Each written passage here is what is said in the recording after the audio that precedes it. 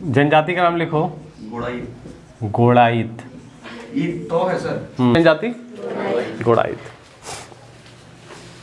मजनिया है ना।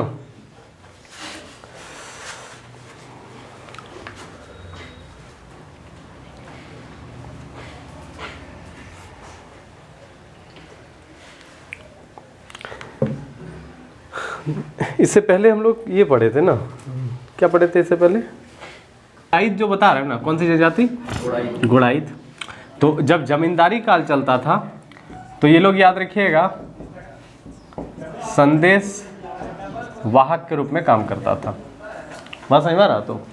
तो इसीलिए याद रखिएगा आप लोग मांझी शासन परगना देखिएगा ना, मांझी परगना शासन व्यवस्था देखिएगा तो उसमें एक पोस्ट मिलता है हम लोगों को गोड़ाइत का, जो मांझी का जो सूचना है वो गांव के लोगों तक क्या करता है, पहुंचाने का काम करता है। बात समझ में आ रहा?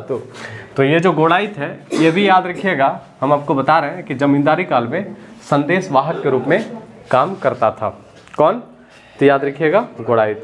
देखिए ये आज के डेट में सबसे ज़्यादा ये जनजाति आपको रांची में मिलेगा। मतलब आपको सवाल पूछेगा कि ये जनजाति सबसे ज़्यादा कहाँ पाई जाती है, तो याद रखिएगा रांची में पाई जाती है। कहाँ पाई जाती है? रांची में पाई जाती है। ठीक है। रांची के अलावा आपको पूर्वी सिंहभूम में मिलेगा, बोकारो। उसके बाद याद रखिएगा खूंटी, है ना, पूर्वी सिंहभूम, बोकारो, खूंटी, फिर आपको हजारीबाग में मिलेगा। ठीक है। मतलब सबसे ज़्यादा कहाँ पाया जाता है? रांची। अब रांची के अलावा आपको कहाँ मिलेगा? तो याद रखिएगा पूर्वी सिंहभूम, है ना, बोकारो हो गया, खूंटी हो गया, और कहाँ मिल जाएगा? हजारीबाग में मिल जाएगा। कौन सी जनजाति बता रहे हो? गोड़ाइत। कौन सी जनजाति? गोड़ाइत। प्रजातीय दृष्टि से ये आपका प्रोटोस्लाइड में आएगा। मतलब सवाल पूछेगा कि प्रजातीय दृष्टि से किस में आएगा?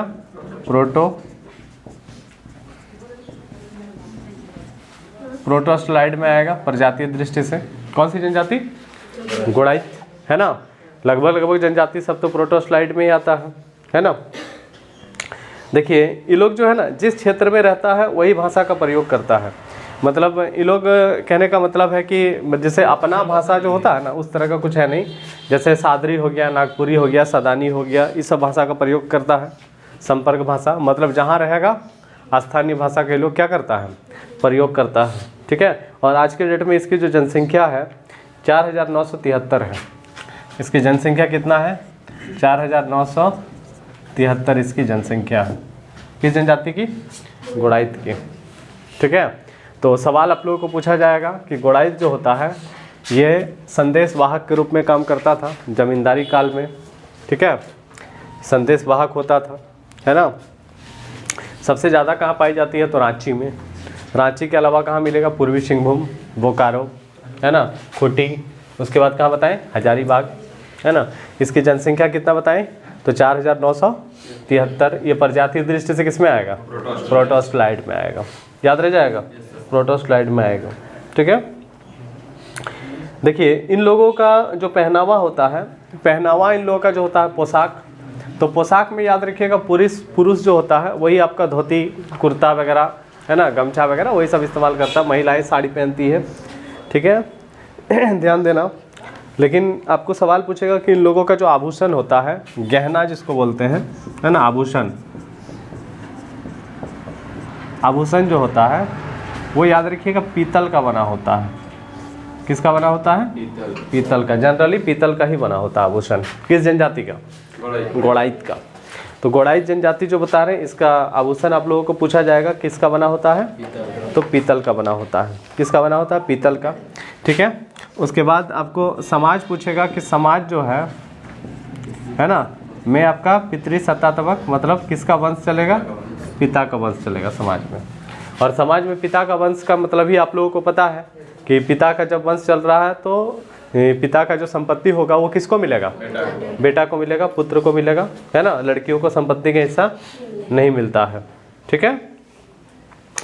ध्यान दीजिएगा, इस जनजाति में बोला जाता है कि किसी परिवार में यदि कोई उत्तराधिकारी नहीं होता है तो सारा संपत्ति जो है ना गांव के मुखिया का हो जाता है। किसका हो जाता है? गांव का मुखिया का हो जाता है।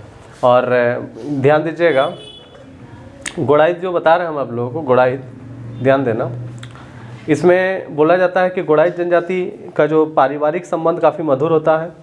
आस पड़ोस के साथ इसका संबंध अच्छा रहता है ना, ध्यान देना। लेकिन जनजाति में भी आपका थोड़ा बहुत, जैसे आपका कहने का मतलब है कि एक होता नहीं है, जैसे कौन सी जनजाति में संयुक्त परिवार ज़्यादा प्रचलित है, एकल परिवार ज़्यादा प्रचलित है, ठीक है। तो इसमें संयुक्त परिवार के बारे में कहा जाता है कि एक बड़ा परिवार देखने को मिलेगा आपको गोड़ाई जनजाति में, मतलब संयुक्त परिवार इसमें चर्चा है। संयुक्त परिवार समझते हो ना, जॉइंट फैमिली, है ना। देखिए इस जनजाति में जो बता रहे हैं ना, रिजले के अनुसार याद रखिएगा, इसमें गोत्र है। रिजले के अनुसार गोत्र लिखिए तो एक है बाघ, इंदवार, टोप्पो और खलखो। रिजले के अनुसार गोत्र एक हो जाएगा बाघ, एक हो जाएगा इंदवार, एक याद रखिएगा टोप्पो और एगो खलखो। ये किसके अनुसार है? रिजले इतिहासकार है, इसके अनुसार गोत्र है ना। रिजले के अनुसार क्या है? गोत्र है। तो गोत्र क्या क्या बताएं? बाघ हो गया, इंदवार हो गया, टोप्पो और क्या हो गया? खलको हो गया, ठीक है।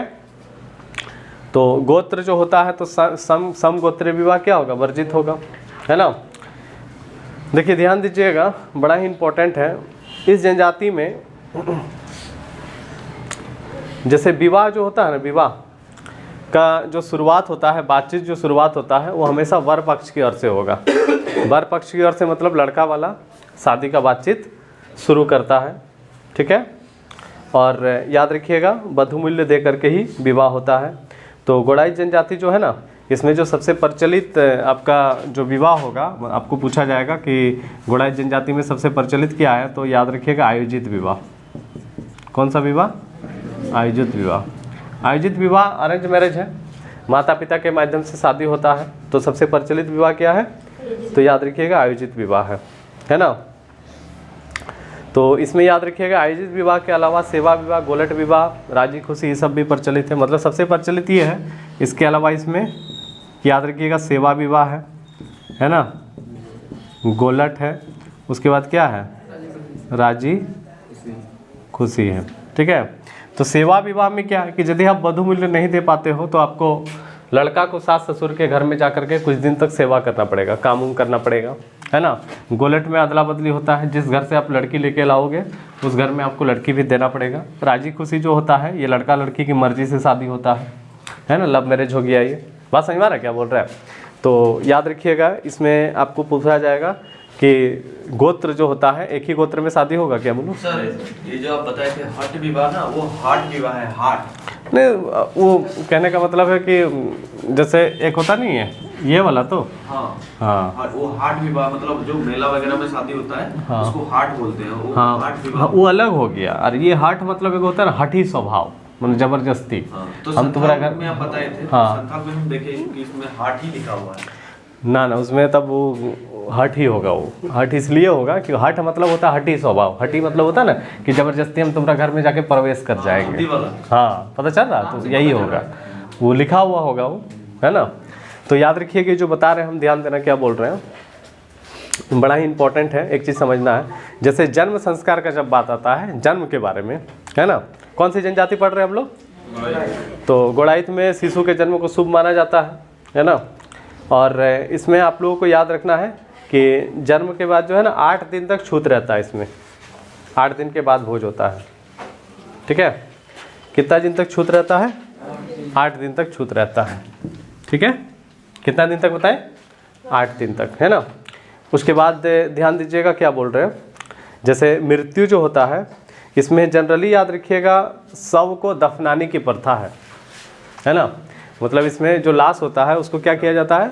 दफनाया जाता है। इसमें दफनाने की प्रथा है, सबको इसमें दफनाने की प्रथा है। कौन सी जनजाति में?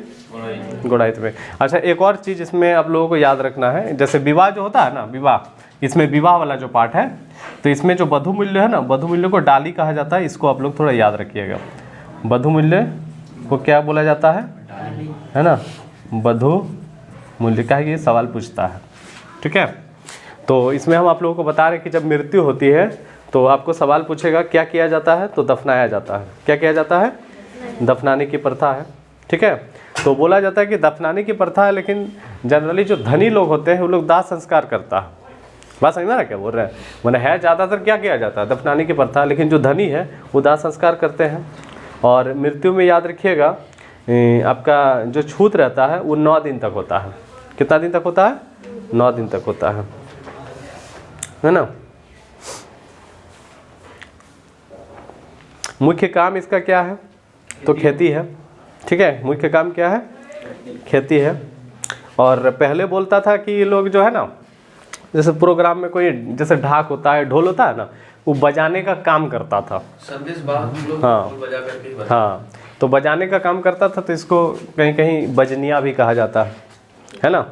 बजाता था ना पहले, इसीलिए इसको बजनिया भी कहा जाता है, ठीक है। कौन सी जनजाति? देखो, गोड़ाई जनजाति में देवी देवताओं में याद रखिएगा सबसे महत्वपूर्ण इन लोगों का जो देवी है वो है देवी माई। सबसे महत्वपूर्ण देवी लिख लो, देवी माई।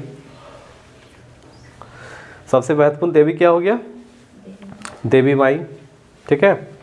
और जो धार्मिक प्रधान होता है, मतलब जो पुजारी होता है, ये जनजाति में जो पुजारी होगा उसको याद रखिएगा बैगा कहा जाता है। पुजारी को क्या कहते हैं? बैगा। पुजारी को क्या कहते हैं? बैगा। याद रहेगा, पुजारी क्या कहलाता है? बैगा, ठीक है। पर्व त्यौहार लिख लो, कर्मा, सरहुल, सोहराय, नवाखनी, फागु। इस जनजाति का त्यौहार, पर्व, पर्व क्या है? कर्मा है, सरहुल है, सोहराय है, नवाखनी और को फागु है ना, ठीक है। ये सब त्यौहार मनाया जाता है किस जनजाति में? बजनिया। देखो, पंचायत का जो मुखिया है ना, इसमें एक लाइन याद रखना, उसको डारीना कहा जाता है। मतलब इसमें जो मुखिया होता है इन लोगों का, मुखिया, मुखिया को क्या बोलते हैं? डारीना, है ना। थोड़ा अलग है है ना। मुखिया को क्या बोलते हैं? डारीना। क्या कहते हैं मुखिया को? डारीना। तो इतना चीज़ आप लोगों को याद रखना है, किस में? गोड़ाई में, ठीक है। ये हो गया।